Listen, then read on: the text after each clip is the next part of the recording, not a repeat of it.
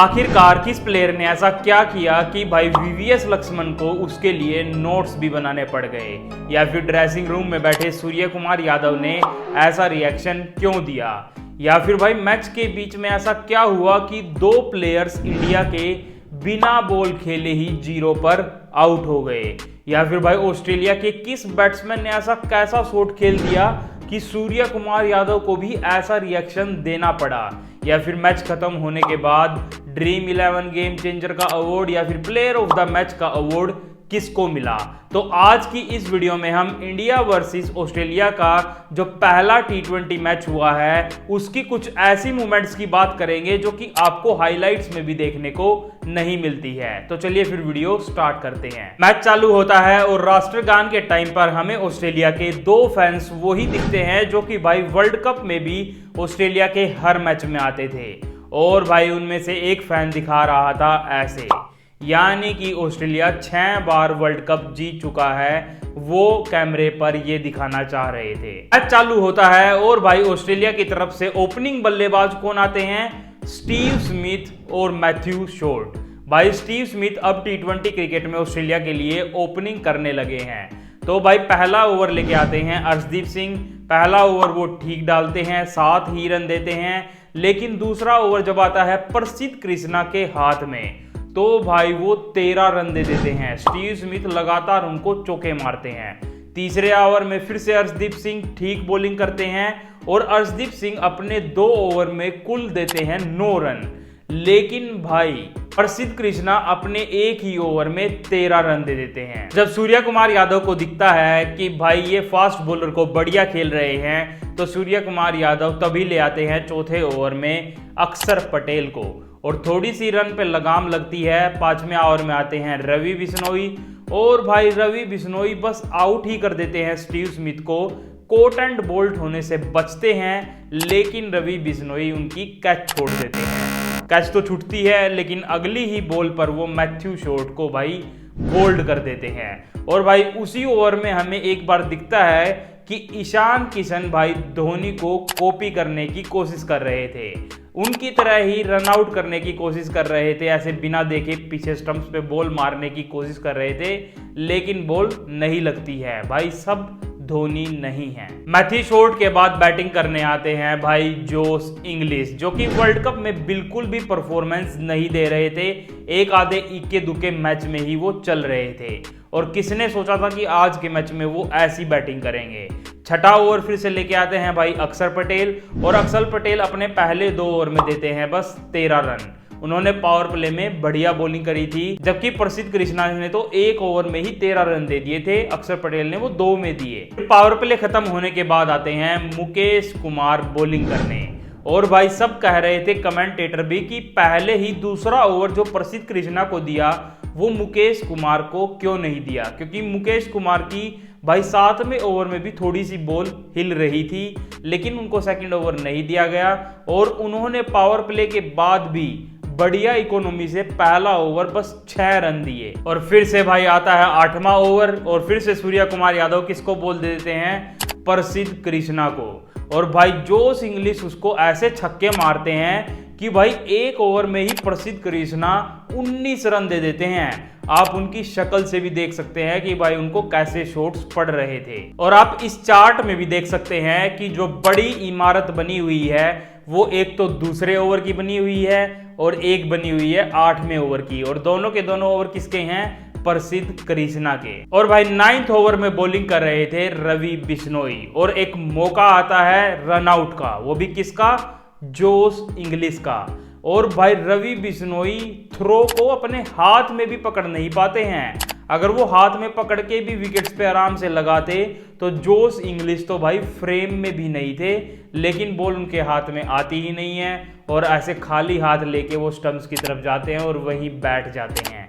ये उन्होंने दूसरा मौका गवाया था। एक स्टीव स्मिथ की उन्होंने कैच छोड़ दी थी, अब दूसरा उन्होंने जोश इंग्लिश का रन आउट छोड़ दिया था, और ये रन आउट तो भाई बहुत ही भारी पड़ा, क्योंकि आप सबको पता होगा इसके बाद जोश इंग्लिश ने शतक भी मारा था। और 10th ओवर में फिर से बॉलिंग करने आते हैं मुकेश कुमार, जो कि बढ़िया बॉलिंग कर रहे थे।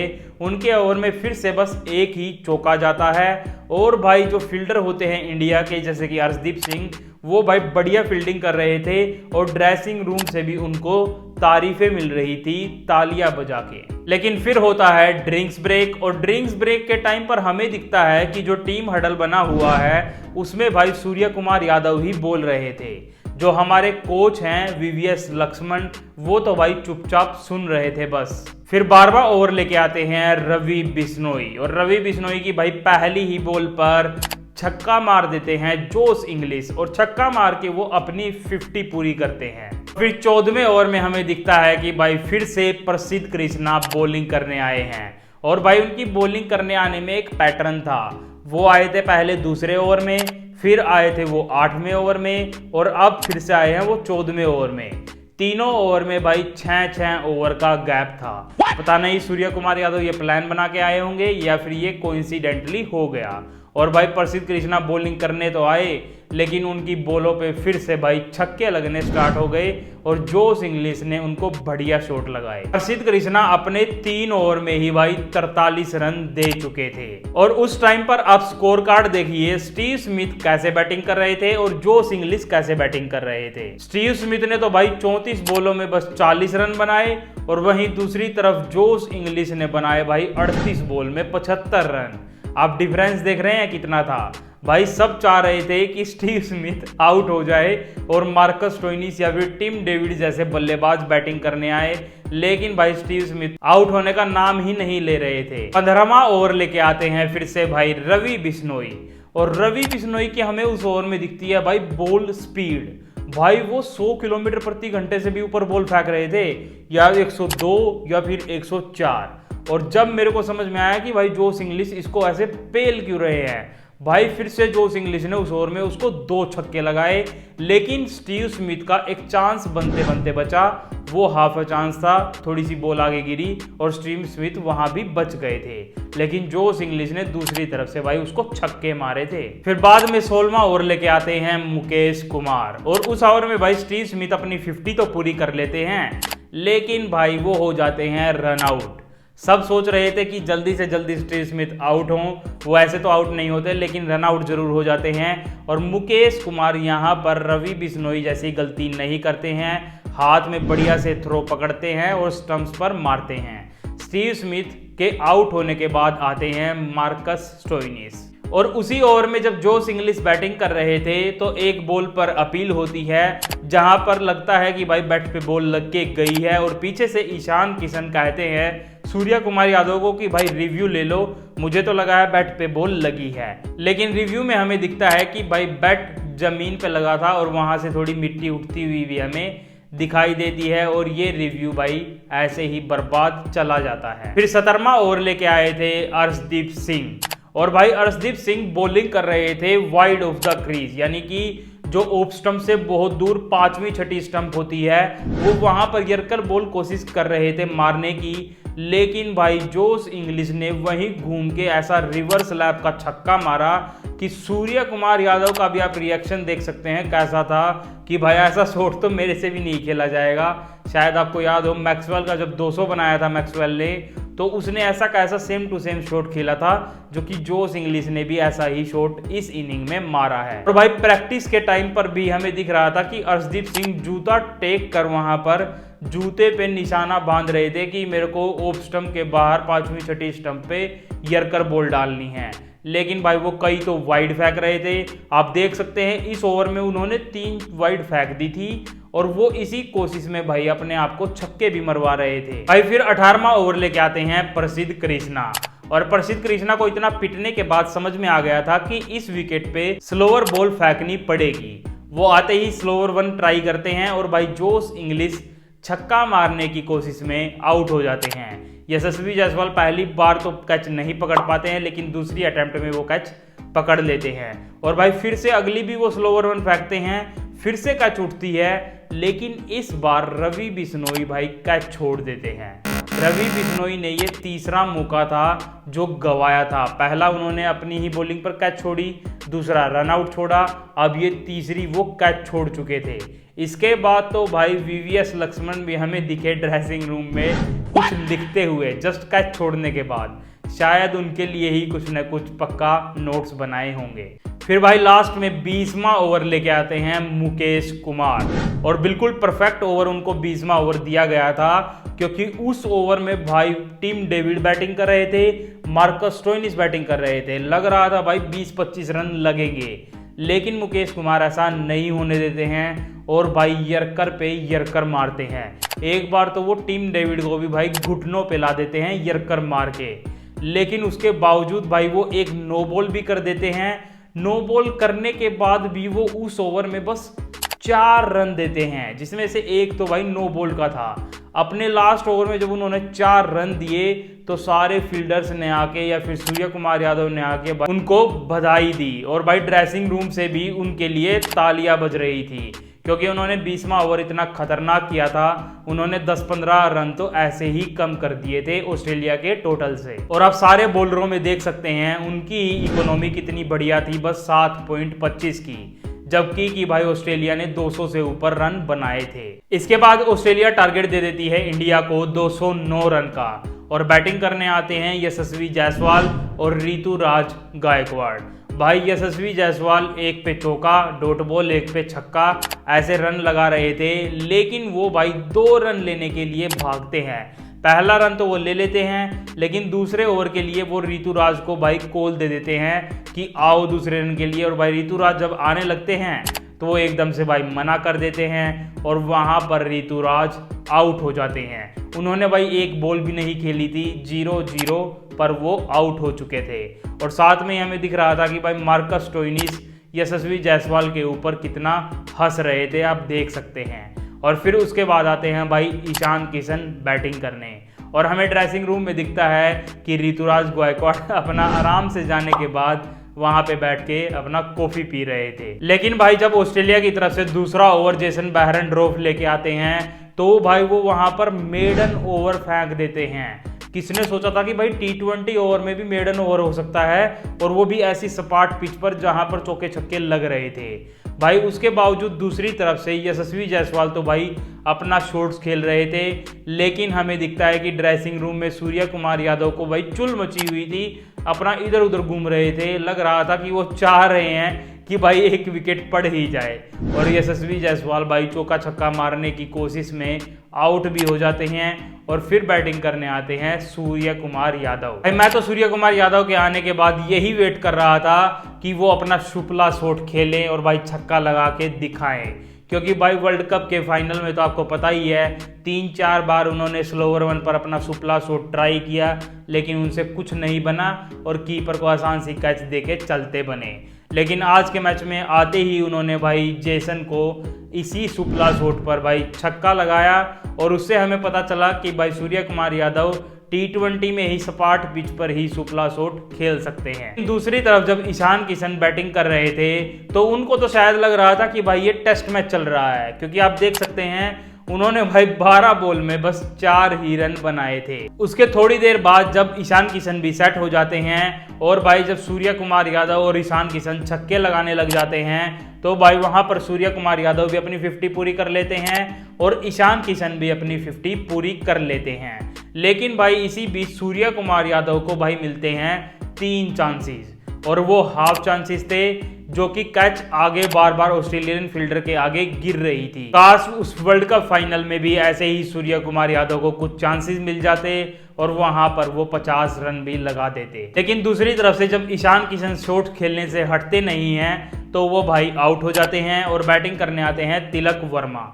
तिलक वर्मा के बारे में भाई सब बोल रहे थे ऐसे प्लेयर हैं वैसे प्लेयर हैं, छक्के मारेंगे चौके मारेंगे। आते ही उनका भाई समझ में ही नहीं आ रहा था क्या करने की कोशिश कर रहे थे। दूसरी बॉल पर ही रिवर्स शॉट खेलने की कोशिश कर रहे थे, कभी कुछ कोशिश कर रहे थे, और फिर वो भाई इसी कोशिश में आउट भी हो जाते हैं और अपना आराम से चलते बनते हैं। इसके बाद भाई सूर्य कुमार यादव एक ऐसा छक्का लगाते हैं कि भाई क्राउड में एक बंदा बढ़िया कैच पकड़ता है और अपना उछल कूद करने लगता है और कैमरा बस उनकी तरफ ही रहता है और वो अपने दोनों हाथ खड़े करके मजे ले रहे होते हैं। वर्ल्ड कप फाइनल के बाद भाई सब कह रहे थे कि हम कोई मैच नहीं देखेंगे इंडिया का, लेकिन आज के मैच में भाई फुल स्टेडियम था, कोई भी सीट खाली नहीं थी, और मेरे हिसाब से ऑनलाइन भी आदमी घर बैठ के सब देख रहे होंगे। बस वो कहने की बात थी कि हम तो मैच नहीं देखेंगे। जब सूर्य कुमार यादव ऐसी बैटिंग कर रहे थे तो लग रहा था कि भाई अभी ही बस मैच जीत जाएंगे, 10-15 बॉल तो ऐसे ही बच जाएंगी, लेकिन ऐसा नहीं होता है। सूर्य कुमार यादव 80 रन पर भाई आउट हो जाते हैं जब 15 बॉल में ही 15 रन चाहिए थे।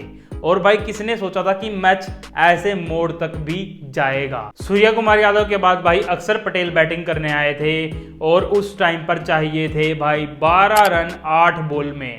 तो वहां पर भाई रिंकू एक शॉट लगाते हैं और भाई वो चौका जाता है और उसके बाद हमें आखिरी ओवर में दिखता है कि भाई 6 बॉल में 7 रन चाहिए हैं और फिर उस ओवर में भी भाई रिंकू पहली बॉल पर ही चौका लगा देते हैं और बच जाते हैं बस 5 बॉल में 3 रन। और ऑस्ट्रेलिया को वहीं पर लगता है कि अब मैच खत्म हो चुका है, इंडिया मैच जीत चुकी है, लेकिन भाई ऐसा नहीं होता है और रिंकू एक सिंगल ले लेते हैं और बच जाते हैं 4 बॉल में भाई 2 रन।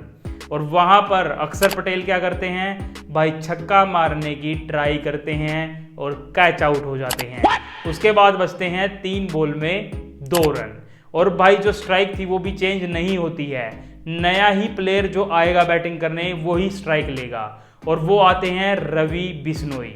और उस टाइम पर भाई बॉल उनके बैट से कनेक्ट नहीं होती है, लेकिन दूसरी तरफ से रिंकू भाग लेते हैं और सिंगल लेने की कोशिश करते हैं, लेकिन पीछे से कीपर आउट कर देते हैं थ्रो मार के, किसको, रवि बिश्नोई को, लेकिन स्ट्राइक पर आ जाते हैं रिंकू। अब चाहिए थे भाई 2 बॉल में 2 रन और फिर से भाई रिंकू ऐसे ही एक शॉट मार के 2 रन भागने की कोशिश करते हैं, लेकिन दूसरी तरफ होते हैं अर्शदीप सिंह, भाई वो 2 रन नहीं हो पाते हैं और अर्शदीप सिंह भी भाई ऐसे ही रन आउट हो जाते हैं, जैसे कि ऋतुराज गायकवाड़ भी भाई 0 बॉल और 0 रन पर आउट हुए थे।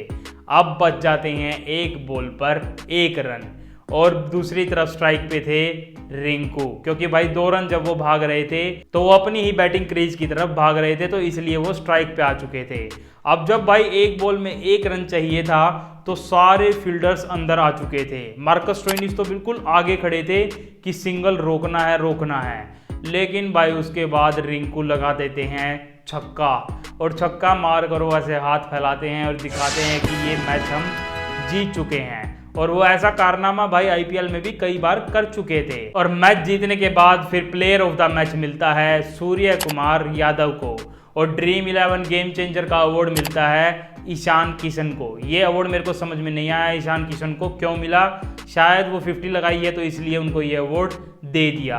और फिर बाद में जब भाई कमेंटेटर के पास आते हैं रिंकू बात करने के लिए, तो कमेंटेटर उनसे पूछते हैं कि आपके दिमाग में क्या चल रहा था जब ऐसी सिचुएशन चल रही थी लास्ट ओवर में।